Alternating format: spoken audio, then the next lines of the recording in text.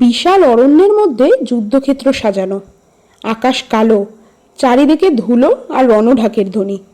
দেবী মহামায়া তখন সিংহের ওপর বসে, মহাশক্তির অবতার দুর্গা।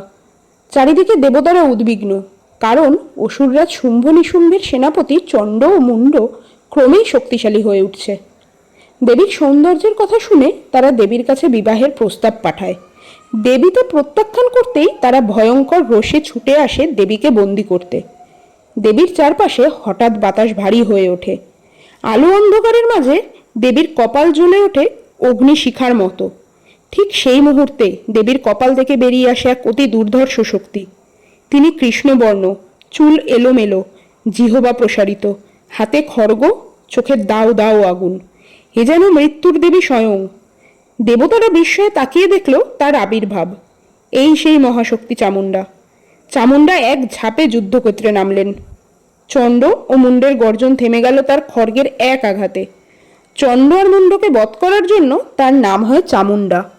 গল্পটি কেমন লাগলো কমেন্টে জানান।